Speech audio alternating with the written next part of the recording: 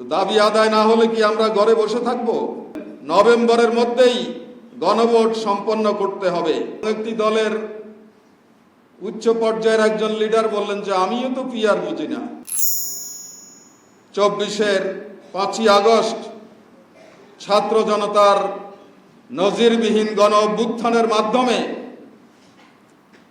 Fascist Hasina পালাতে বাধ্য হয়।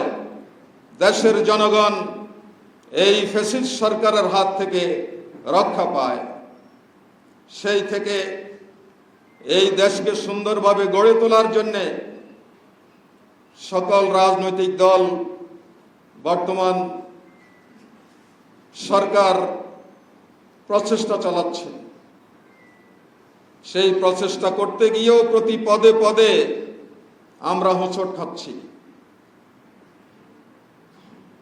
যার কারণে 19শে জুলাই আমরা 7 দফা দাবিতে সোহরাওয়ার্দী উদ্যানে আমরা সমাবেশ করেছিলাম, যেটা মহাসমাবেশে রূপান্তরিত হয়েছিল। এর কিছুদিন পরে আবারও আমরা অনিশ্চয়তা লক্ষ্য করে 5 দফা দাবির ভিত্তিতে আন্দোলন করছি। রাজপথে এখন আমরা আছি। আমরা বলেছি যে নির্বাচন এবং আন্দোলন একসাথে চলবে। নির্বাচনের আগ পর্যন্ত আমাদের এই সমস্ত দাবি দেওয়া আদায়ে আমরা রাজপথে সংগ্রাম অব্যাহত রাখব। একটি দল বলে যে সব আলোচনা টেবিলে রেখে জামাত ইসলামী আবার রাজপথে গেল কেন? তো দাবি আদায় না হলে কি আমরা ঘরে বসে থাকব?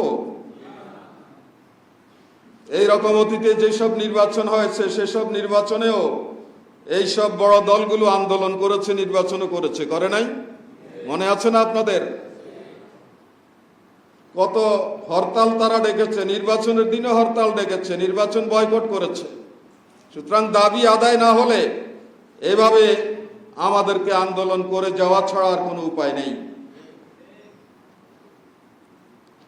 আমরা এটা পরিষ্কার বলতে চাই, জুলাই সনদে স্বাক্ষরের পরে এটাকে যদি আইনি ভিত্তি দেয়া না হয় তাহলে এটা নিছক একটা সাদা কাগজের মতোই হবে, এটার কোনো মূল্য থাকবে না।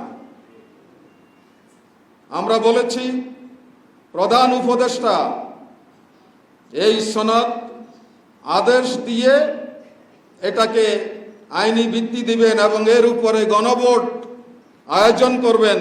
নভেম্বরের মধ্যেই গণভোট সম্পন্ন করতে হবে। আমরা বলেছি সকল রাজনৈতিক দলের জন্য লেভেল প্লেইং ফিল্ডের বিষয়টি নিশ্চিত করতে হবে।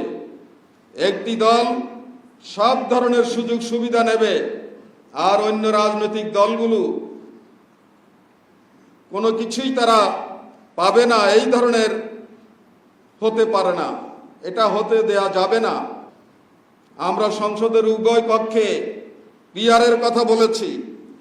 উভয় কক্ষে পিআরের কথা যখন বলেছি তখন কেউ কেউ বলেছেন যে জনগণ পিআর বুঝে না, এবং একটি দলের উচ্চ পর্যায়ের একজন লিডার বললেন যে আমিও তো পিআর বুঝি না।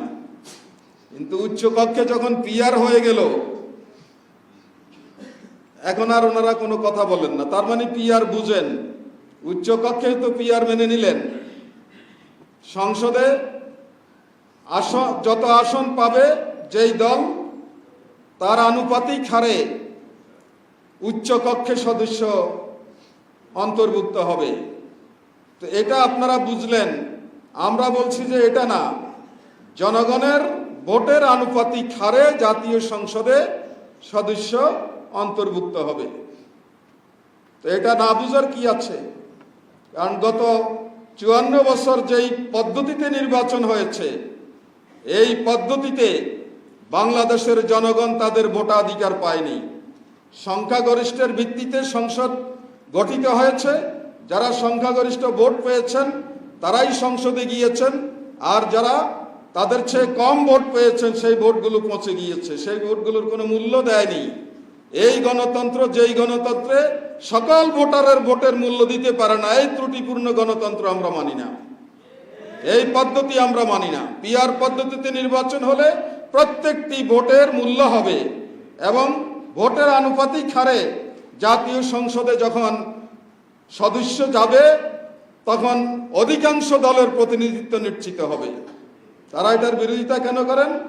যে গত 54 বছরে 3টা দল একক আধিপত্য বিস্তার করেছিল জাতীয় সংসদে, আর কাউকে তারা দেশ পরিচালনায় সুযোগ দেয়নি। যা ইচ্ছা তাই করেছে, দেশকে লুটে ফুটে খেয়েছে সবকিছু, বলার কেউ ছিল না সংসদে।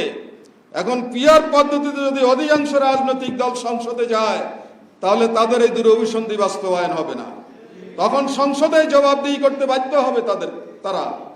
সেই কারণে তারা পিআর পদ্ধতি চায় না। আমরা এটা চাই। এটা বাস্তবায়ন হবে কি হবে না জানি না, তবে না হলেও যতদিন না হবে বাংলাদেশে আমরা এই পদ্ধতির পক্ষে জনমত তৈরি করে যাব ইনশাল্লাহ।